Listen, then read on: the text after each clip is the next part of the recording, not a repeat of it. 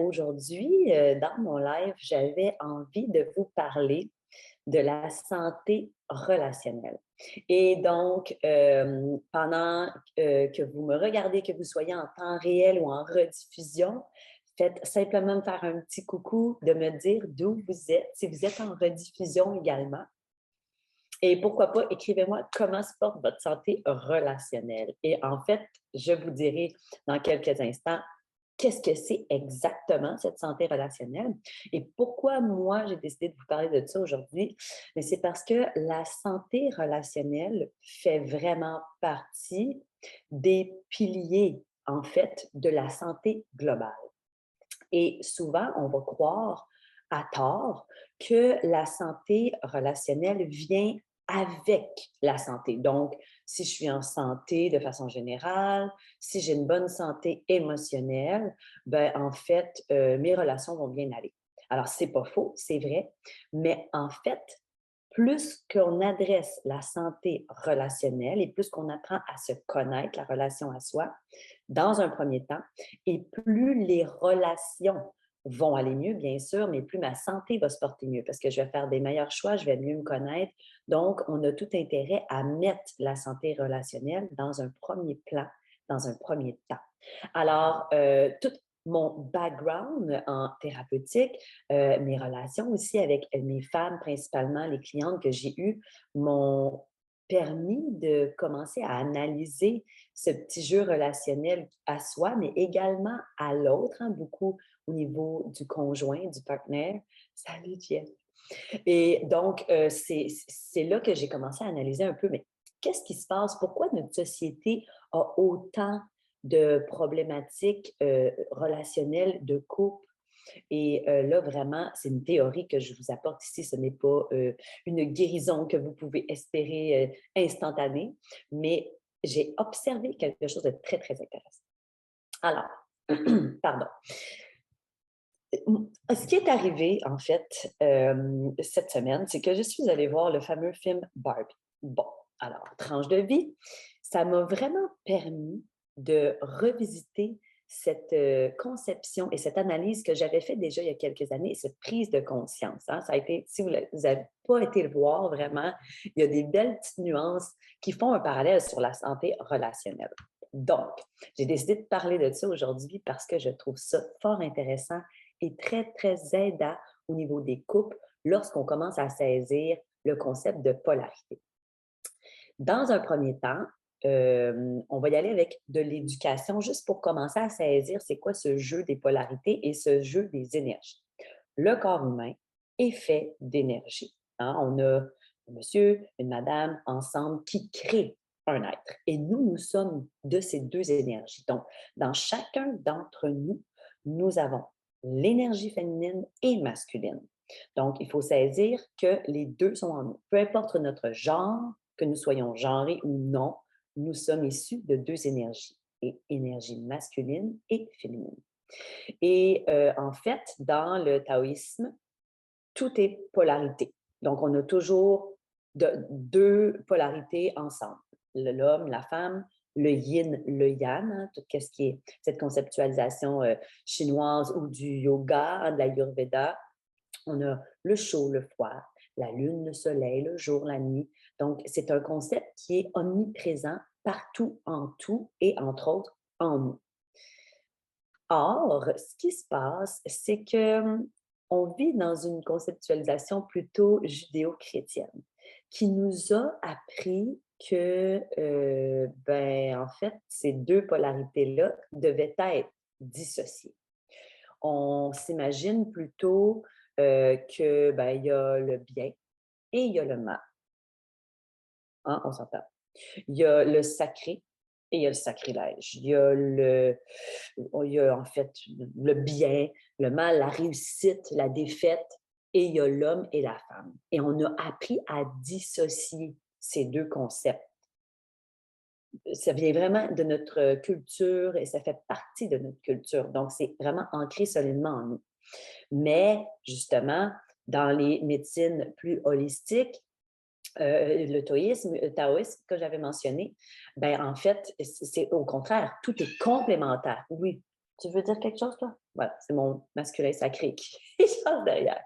Donc, tout est complémentaire. Il est impossible de dissocier ces éléments, que ce soit le bien, le mal, le jour, la nuit, l'homme, la femme, tout ne fait qu'un, hein. Faites juste vous imaginer le fameux signe du yin-yang, c'est exactement ça que ça signifie. Alors, juste pour placer un peu les cartes et la table, pour les personnes qui ne sont pas familiers avec ça, on a le féminin sacré, l'énergie féminine, et le masculin sacré.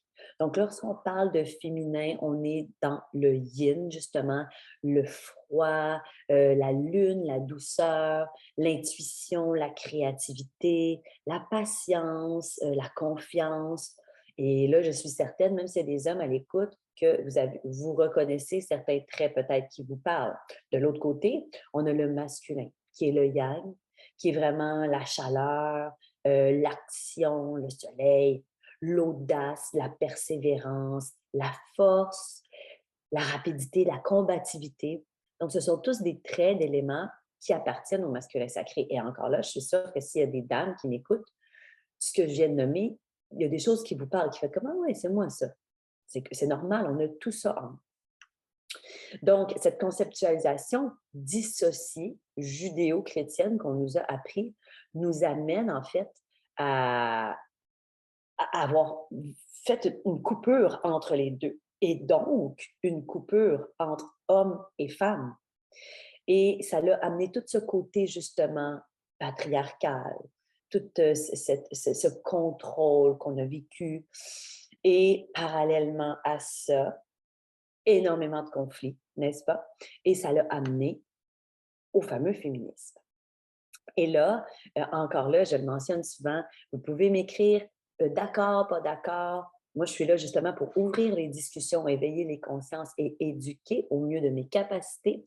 Mais j'ai envie de parler de ce fameux féminisme et des conséquences que ça a pu apporter au niveau relationnel avec nos hommes, nos amis, nos familles. Donc, le féminisme, cette énergie et cette envie de combativité, de dire les femmes sont égales aux hommes, on a droit d'avoir les mêmes choses que les hommes, which is fine, which is very good. Par contre, on doit saisir que c'est dans une énergie très masculine. Et là, c'est là que ça devient intéressant. Quand on saisit que le féminisme est très masculin, c'est là qu'on fait comme what? Un instant. On doit commencer à analyser ça. Et c'est quand j'ai pris conscience de ça, à une époque de ma vie où j'étais dans une énergie extrêmement masculine, j'ai dû m'asseoir et faire un petit wrap-up et un petit démêler tous ces concepts pour faire comme wow, à quel point cette énergie me sert sincèrement. Et là, je suis certaine qu'il y en a pour qui ça vibre en ce moment. Marquez-moi en commentaire quelle justement prise de conscience ça fait prendre. Et ça trigger un peu en dedans. Hein? Mais c'est exactement ça que les concepts de dissociation de nos polarités fait en nous. C'est que ça nous cause une coupure et des conflits avec l'autre, mais ça nous coupe des conflits intérieurs également. Donc, cette énergie, ce féminisme énergie masculine, ce que ça crée, dans un premier temps, c'est de nous amener à être autonomes dans tout le temps et pour pouvoir justement s'autosuffire et être très justement on top of it, tout le temps fonceuse, tout le temps capable. Et c'est dans ce moment-là où est-ce que moi, pour ma part, je me suis assise et j'ai fait un matin minute, mais est-ce que vraiment ça me sert? Dans un premier temps, qu'est-ce que ça veut dire réellement pour moi la réussite? Hein? Est-ce que c'est vraiment d'être toujours dans cette énergie masculine, dans le focus tout le temps, dans le combat tout le temps de vouloir plus? Est-ce que c'est vraiment ça? Et donc, il y a un moment où ce que tu saisis tout l'impact que ça a sur tes relations. Lorsqu'on est dans cette conceptualisation féminisme, on s'autosuffit.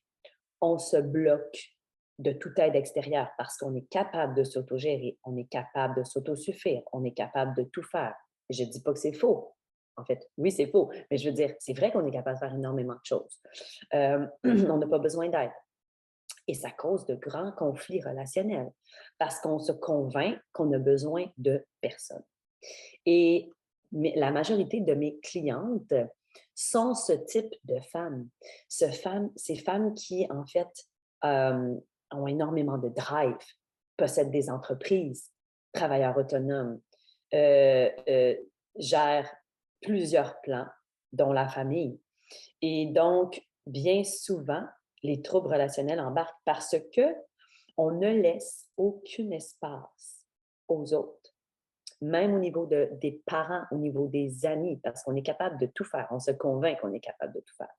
Alors, comment voulons-nous recevoir lorsqu'il n'y a pas d'espace?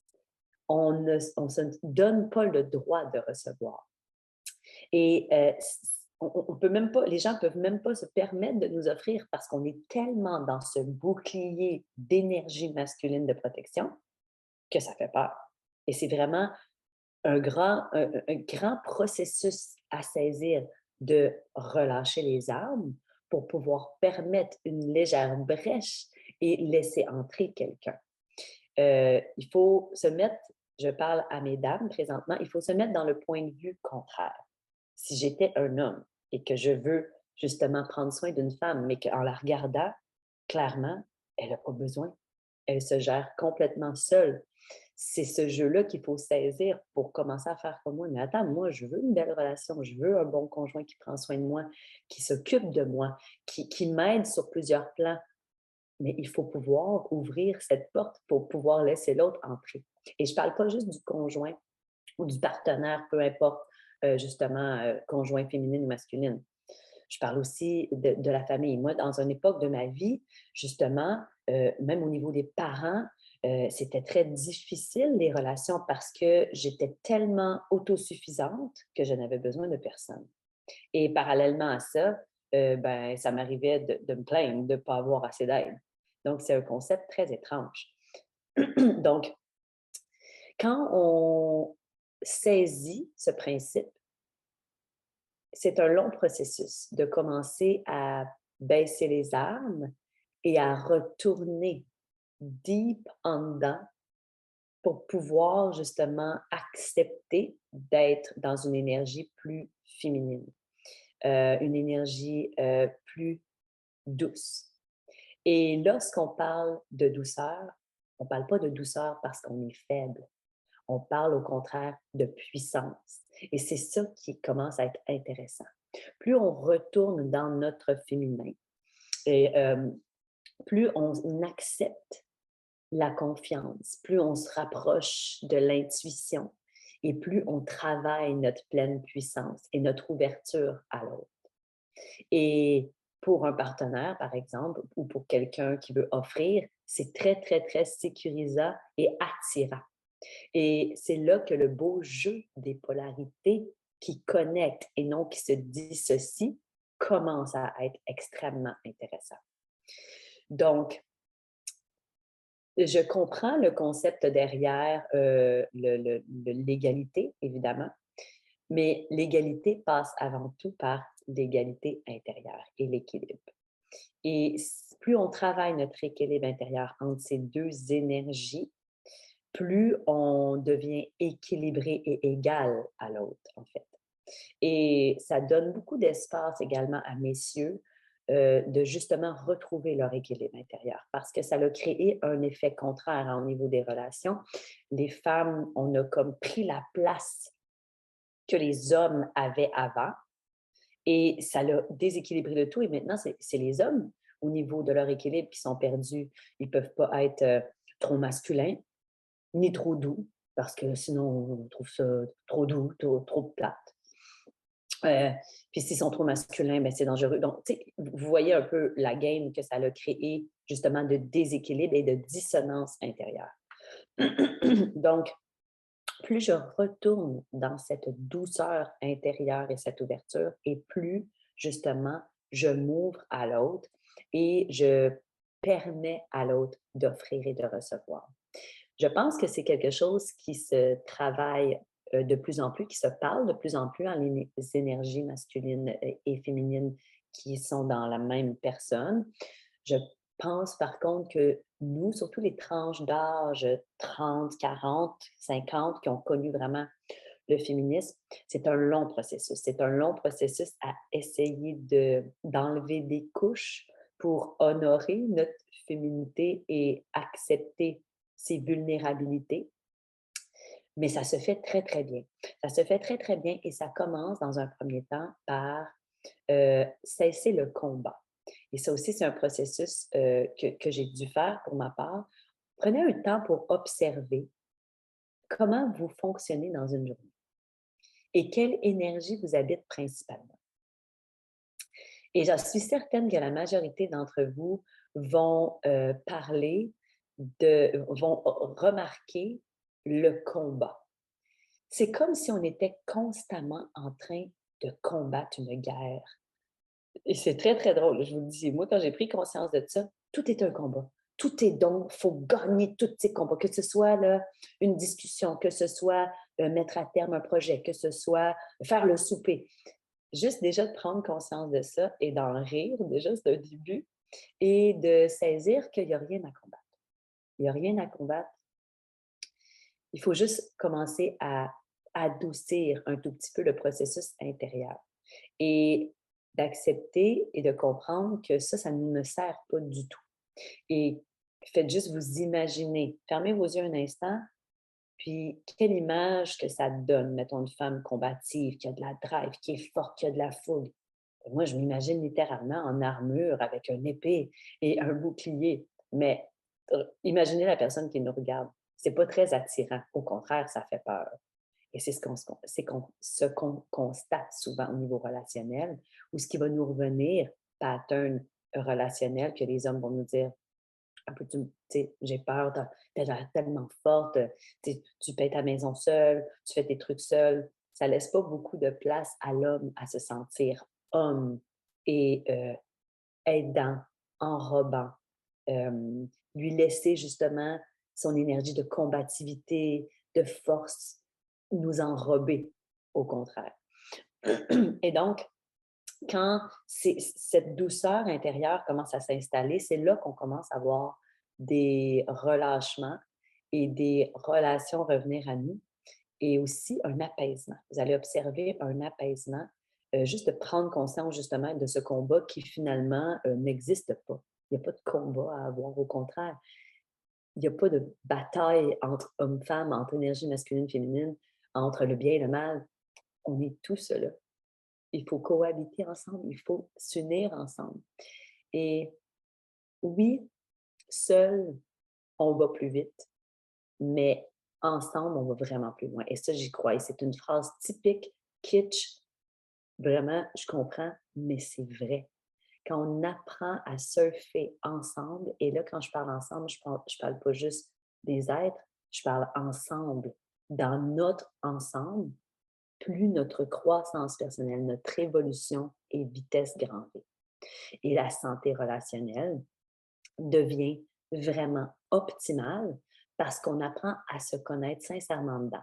Plutôt que de dissocier le bien et le mal intérieur, de dire, ben moi, je suis forte, j'ai de la drive, je gère une entreprise, j'ai pas besoin de mon chum s'il me laisse demain, je m'en fiche, je suis capable, financièrement, ça va bien. OK, je comprends, mais c'est faux. On ne peut pas être que ça. À l'intérieur, on a des vulnérabilités, on a des blessures, on a de la douceur, surtout dans l'énergie féminine. On a une capacité d'imagination, de créativité, de non-jugement. Et ça, il faut relâcher un peu pour pouvoir le manifester et créer de choses grandioses. Et là, je parle principalement aux femmes parce que c'est la majorité de ma clientèle, mais messieurs, c'est la même chose, vice-versa. Donc, je voulais vous partager ça aujourd'hui parce que ça me touche beaucoup, le relationnel intérieur à soi et ce concept de polarité homme-femme et plutôt énergie masculine, féminine est pas mal au centre de tout en ce moment, tous les troubles relationnels. Et c'est important de commencer à saisir ce jeu des polarités qu'on tente constamment de dissocier, mais qui en fait ne font qu'un. Et que même si vous essayez très fort, c'est impossible. Tout dans la vie est polarité. Et on doit apprendre à, dans un premier temps, en prendre conscience et les unir. Alors, c'était ma petite tranche de vie aujourd'hui. Petit live tout court, éducatif. Permettez-vous de me marquer en commentaire. J'ai déjà vu des beaux commentaires. Merci beaucoup. Je m'en viens vous répondre. Et voilà, n'hésitez pas à me remarquer à nouveau des thématiques que vous aimeriez adresser avec moi. Ça va me faire plaisir d'en parler avec vous. J'aime vraiment nos petits rendez-vous. Bye bye, à très bientôt.